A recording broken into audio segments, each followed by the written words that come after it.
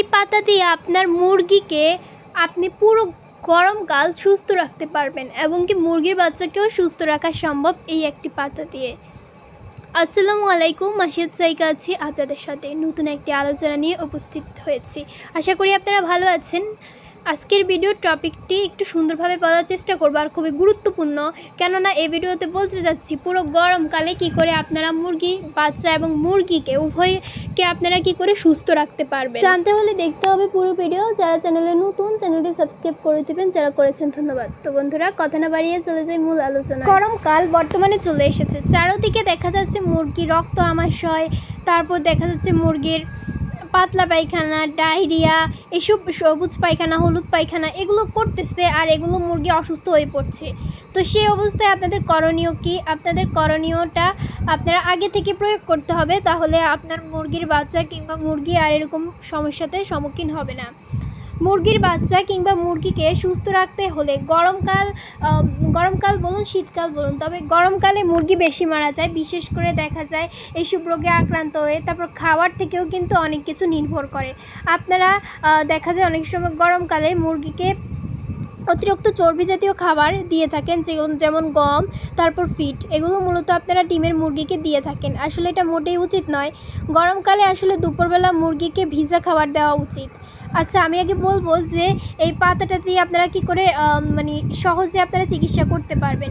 এই পাতাটা নিশ্চয়ই এতক্ষণে ভিডিও দেখে আপনারা চিনতে পেরেছেন, কেননা এটা সবার বাড়ির আঙ্গিনায়, বাড়ির সামনে কিংবা দেখা যাচ্ছে বাড়ির উঠানে এটা থাকে। তো এটার নাম হচ্ছে পেঁপে পাতা, এটা একটা কমন নাম। তো এই পাতাটা আপনারা সব জায়গায় পাবেন। তো এই পাতাটা দিয়ে সহজে মুরগিকে সুস্থ রাখা সম্ভব। প্রাকৃতিক চিকিৎসায় প্রাকৃতিকভাবে মুরগিকে সুস্থ রাখতে হলে এই পেঁপে পাতা খুব গুরুত্বপূর্ণ ভূমিকা পালন করে থাকে।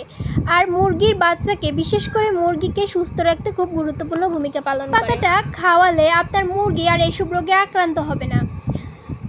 মূলত মুরগি দেখা যাচ্ছে অনেক সময় গরমকালে দেখা যায় যে চুনা পায়খানা করে, সবুজ পায়খানা করে, হলুদ পায়খানা করে, মুরগির দেখা যায় রক্ত আমাশয় হয়। এই সমস্যাগুলো কিন্তু একদম কমন সমস্যা গরমকালে। তো সেজন্য আপনাদের যেটা করণীয় সেটা হচ্ছে আপনারা এই পাতাগুলো বড় মুরগিকে একদম কুচি কুচি করে আপনারা দিতে পারেন। এটা প্রধানত আমরা দুপুরবেলা দিয়ে থাকি, আপনারা চাইলে দুপুরবেলাও দিতে পারেন, কারণ দুপুরবেলা দেখা যাচ্ছে মুরগির খাবারের টাইমে দিলে সেটার সাথে আপনারা সাথে কিছু উপকরণ অ্যাড করতে পারেন, যেমন গমের ভুসি এগুলা, তারপর ভাতের মাড় কিংবা মুরগির যে চাল রয়েছে সেখানে ভাত রান্না করেও সাথে দিতে পারেন। ভালো করে গুলে দুপুরবেলা আপনারা এই খাবারটা দিতে পারেন। সাথে আপনারা ভাতের মাড় না দিতে না পেলে আপনারা সাথে পানি ইউজ করতে পারেন। তো এভাবে আপনারা কিন্তু দুপুরবেলা এই খাবারটা দিতে পারেন। আপনারা সপ্তাহে 3 দিন দেওয়ার চেষ্টা করবেন, তবে একটা কোর্স পূর্ণ করতে হবে 1 মাসের, সেটা কিন্তু আপনাদের মানতে হবে। যেমন সপ্তাহে 3 দিন বলতে শনি, রবি, সোম, ধরেন এই 3 দিন, আর বাকি 3 দিন খাওয়ালেন না। তাহলে এভাবে 3 দিন করে প্রতি সপ্তাহে 3 দিন করে আপনারা খাওয়াতে হবে মুরগিকে। আর যদি আপনাদের সম্ভব হয় তাহলে আপনারা কি করবেন, কুচি করে দিলে যদি মুরগি না খায় তাহলে আপনারা রস নিয়েও কিন্তু আপনারা ব্লান্ডার মেশিনে কিংবা আপনারা যদি বাটতে পারেন তাহলে বাটার মাধ্যমেও কিন্তু আপনারা মুরগির পানির সাথে এটি মিশিয়ে দিতে পারেন। তাহলে পানির সাথে দিলে এটা সকালবেলা দেওয়া উচিত, কারণ সকালবেলা দেখা যায় সকল মুরগি পানি খায়। পানির যেখানে আপনারা মুরগিকে খাওয়ার পানি দেন সেই পানির সাথে আপনারা মিশিয়ে দিলে খুব সুন্দর করে মুরগিগুলো পানিগুলো খাবে আর ইনশাল্লাহ ভালো থাকবে, সুস্থ থাকবে। এর সাথে আপনারা আরেকটি পাতা ইউজ করতে পারেন, সেটা হচ্ছে তুলসী পাতা। তুলসী পাতা তো সবাই চিনেন, কারণ তুলসী পাতা হচ্ছে একটি কমন নাম।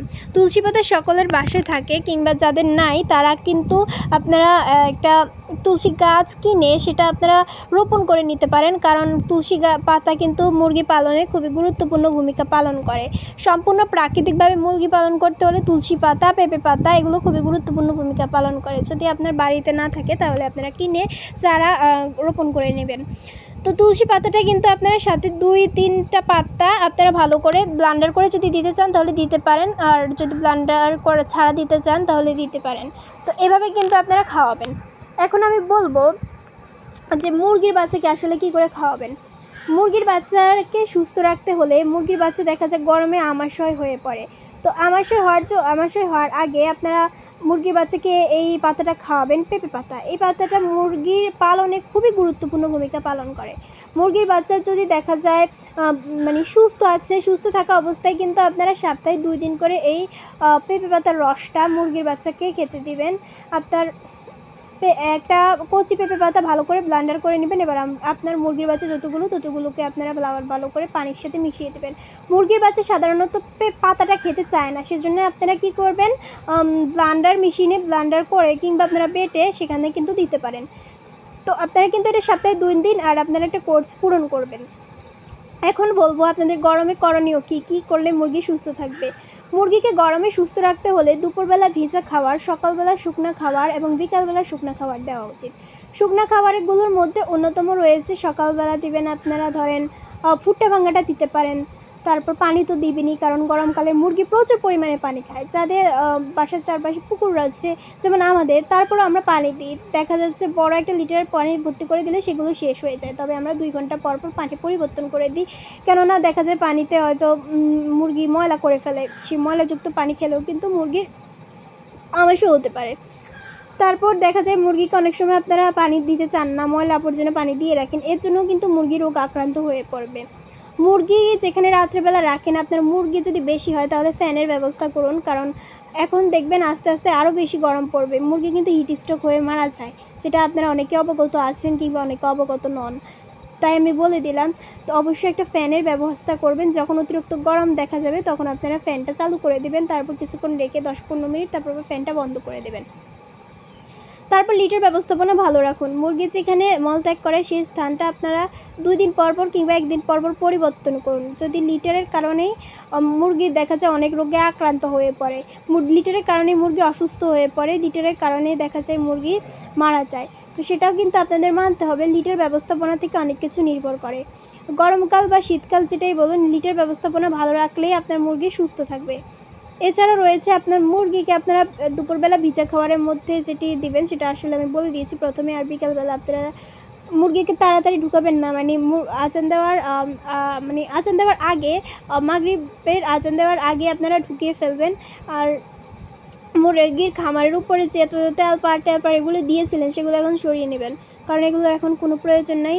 আর খামারে যেন পর্যাপ্ত আলো বাতাস ঢুকতে পারে এরকম জায়গা আপনারা নির্ধারণ করবেন।